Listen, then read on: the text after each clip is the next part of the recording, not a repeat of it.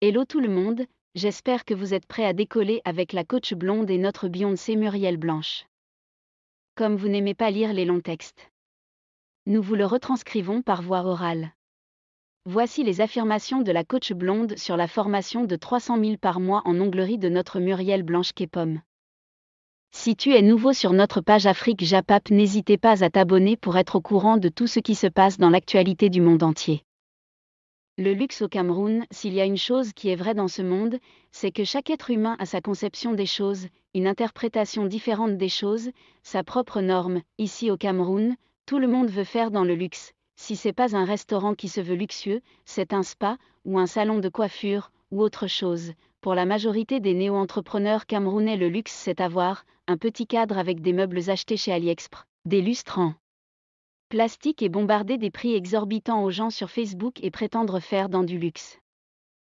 Cependant, c'est prouvé psychologiquement que ce sont les personnes modestes qui aiment bâcler les choses.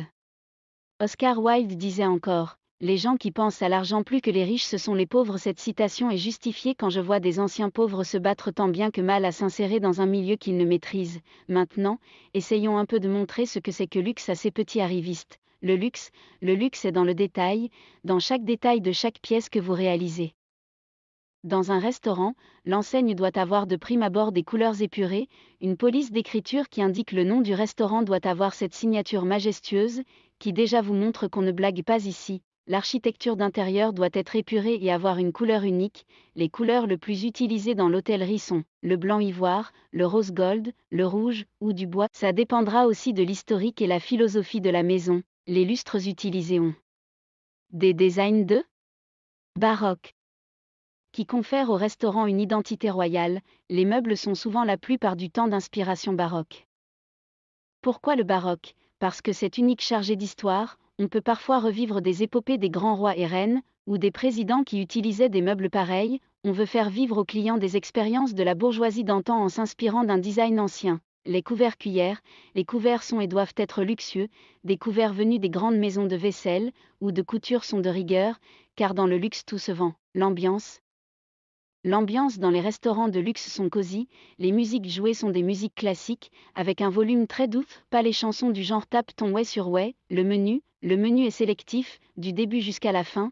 On doit avoir déjà sur la carte de menu la traçabilité des ingrédients utilisés dans le menu, bœuf de Kobe venu tout droit du Japon, riz bio cultivé sans pesticides, saumon pêché aux rives de Colmeseng sans poussière, un verre de Pétrus à 200 € ou la bouteille à 1700 € selon son âge. Puis on vous tend la facture à 4500 €, vous payez sans rechigner.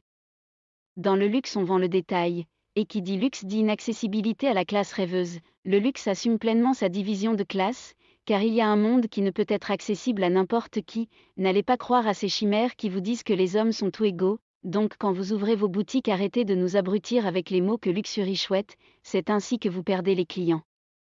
Dites juste endroit agréable et convivial pour vous détendre. Le luxe ne se vend pas sur Facebook. Une petite parenthèse, même les pauvres qui arrivent en Europe et vont s'acheter des t-shirts à 300 € chez Dior avec des logos dessus, sachez que c'est fait exprès pour que la classe moyenne s'imagine appartenir à une certaine classe.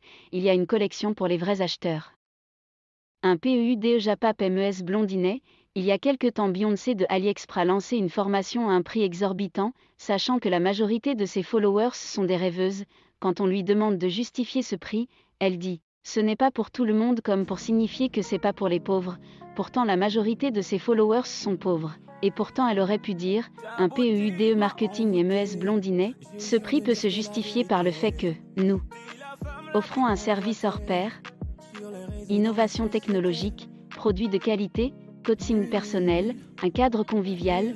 Nous offrons un service que vous ne trouverez nulle part ailleurs. En sortant d'ici, vous aurez gagné en expérience. Surtout, nous vous offrons une stratégie marketing et mettons à votre disposition notre carnet d'adresses pour mieux débuter.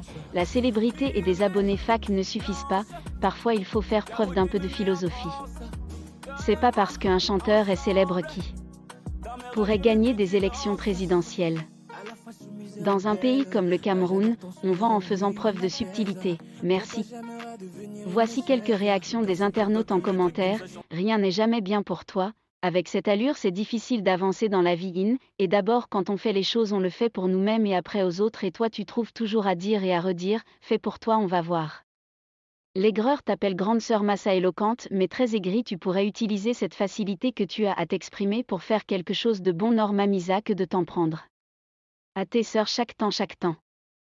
Une vieille mère qui n'a pas honte de tirer sa visibilité en dénigrant les efforts de ses petites sœurs. Quand c'est pas MB c'est MK ou encore la Monsieur Chon peut être aigrie à ce point. Me m'a fait à part en voir.